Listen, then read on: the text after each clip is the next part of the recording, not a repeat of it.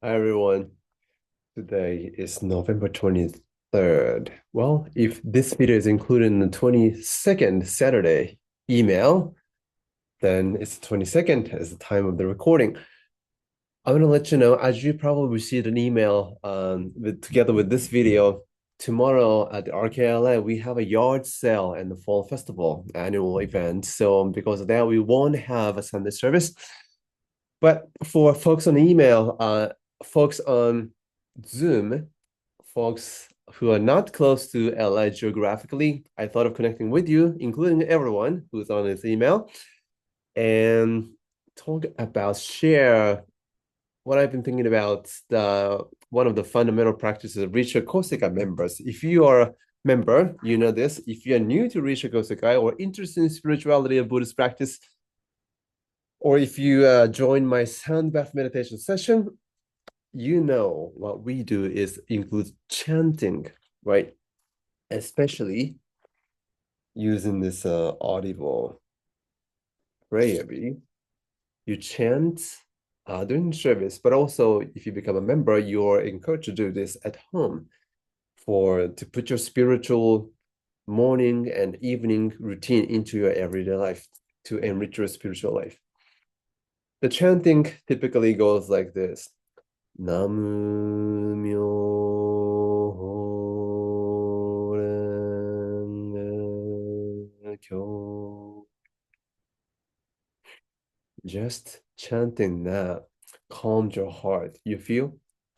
I feel that way.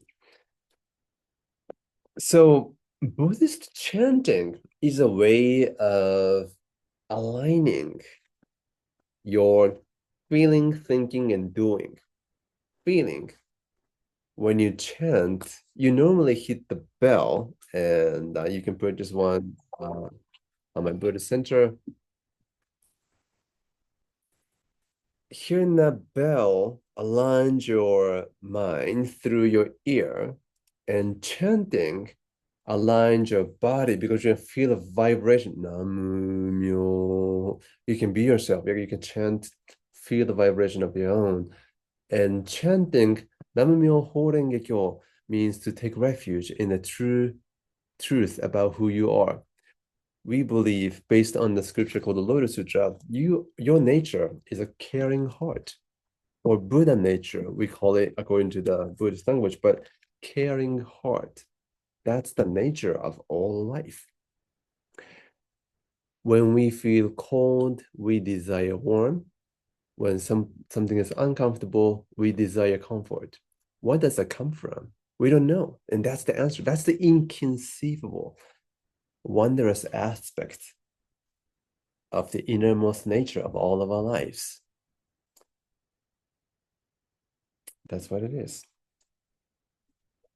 So chanting is a way of both hearing, calming your mind, and also activating your mind as well, because you utter words rather than only hearing, you also produce those sounds. And you make your posture upright, breathe in, breathe out slowly, deeply, align your breathing.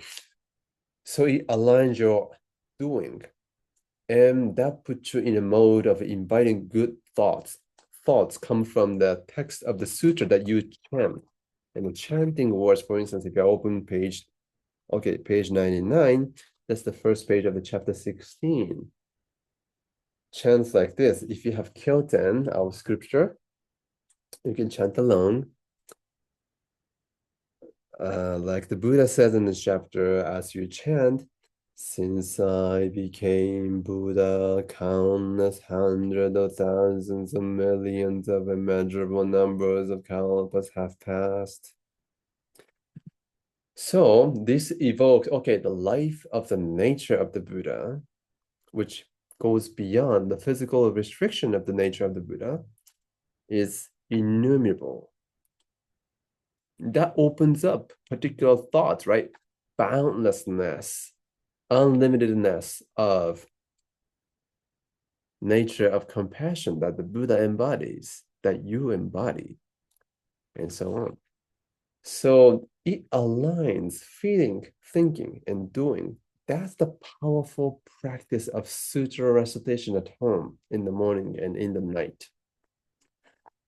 Especially in Rishi Kosuke version, it's not just chanting. If you become a member, we do the enshrinement, and we install the names of the ancestors of your family and the spirit of the land to appreciate all these interdependent aspects of all of our environment and all of our lives. That's a sacred place where you are invited to do the chanting every morning and night. And especially, if you can recall the state of your mind immediately after you wake up, how does it feel like? It feels like a blank white canvas, no touch of paint or yet painted. So in the morning, after you wake up, after you brush your teeth or whatever, and then go to your home altar and do the chanting, 15 minutes, 20 minutes, 30 minutes, 1 hour, your blank canvas of your mind start with this beautiful stroke of spiritual time of chanting of the Lotus Sutra. That's how you start the day.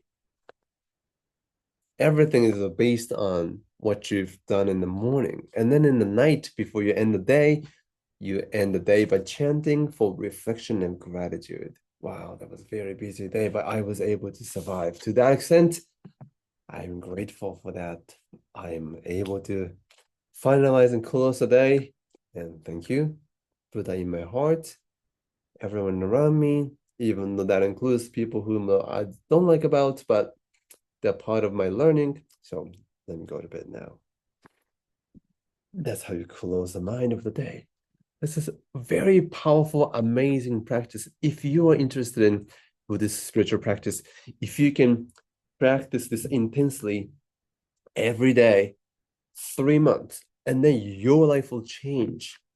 And you and I can have an appointment, or you can make an appointment with the Dharma teachers or the other leaders and keep track of your spiritual growth progress so that you can feel that, okay, I started with this and now I'm reaching this. Now I make a growth in this way, that way. I'm feeling less angry. I feel less attachment. I'm feeling more abundance within myself and so on. So you will have that transformation because of the good habits that you do. If this is Saturday, if this is Sunday, what is your plan for the day? Let me close the video by message that I received from November 16th. Risha Gosekai found a Nikkyo Niwano's birthday service that Emi and Kenji led for us. I hope you enjoyed that. If you had a chance to take a look at join the service, either in person or online. My quote I received from that service is this. Nikkyo Niwano saying, found the Risha Gosekai movement, we can't physically live forever, but living now, this moment, is precious.